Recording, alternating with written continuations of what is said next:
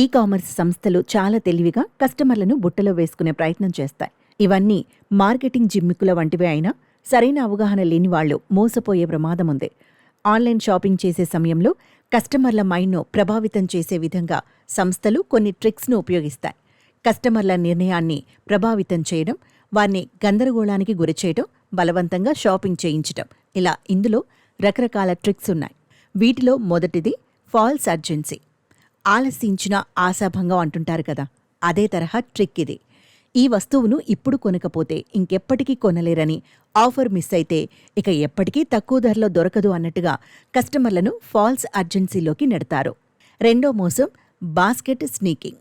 కావలసిన వస్తువులు కార్ట్లో యాడ్ చేసుకుని పేమెంట్ దగ్గరకు వచ్చాక కార్ట్ కొన్ని అదనపు వస్తువులు కనిపిస్తాయి. యూజర్ల అనుమతి లేకుండానే డొనేషన్, చారిటీ లేదా ఎక్స్టెండెడ్ వారంటీ అంటూ కొన్ని ప్రొడక్ట్స్ను యాడ్ చేస్తారు. కస్టమర్ చూసుకోకపోతే వాటికి కూడా కలిపి పేమెంట్ చేసేస్తాడు. ఈ తరహా ట్రిక్ను బాస్కెట్ స్నీకింగ్ అంటారు.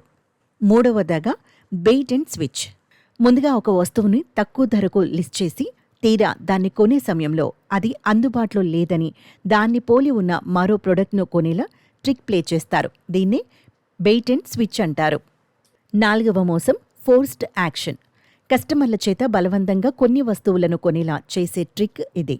ఉదాహరణకు వారంటీ, సబ్స్క్రిప్షన్ వంటివి తీసుకోకుండా ఆ ప్రొడక్ట్ కొనడానికి వీలుండదు.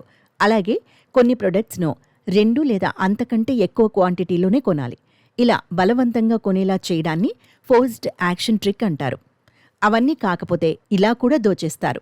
అదెలా అంటే, ఇకపోతే వీటితో పాటు తమ యాప్ డౌన్లోడ్ చేసుకుని నోటిఫికేషన్లు ఆన్ చేసుకోమని అడగడం, అలాగే ఏదైనా వెబ్సైట్లోకి వెళ్ళగానే సేవల కోసం సైనప్ చేసుకోమని అడగడం, మెయిల్ ఐడి తీసుకొని ప్రమోషనల్ మెయిల్స్ పంపడం, ఇలా ఆన్లైన్ మోసాల్లో చాలానే రకాలున్నాయి. యూజర్లు వీటి గురించి తెలుసుకుని వీలైనంత వరకు వీటి బారిన పడకుండా ఉండేందుకు ప్రయత్నించాలి. లేకపోతే మోసపోయే అవకాశం ఉంది.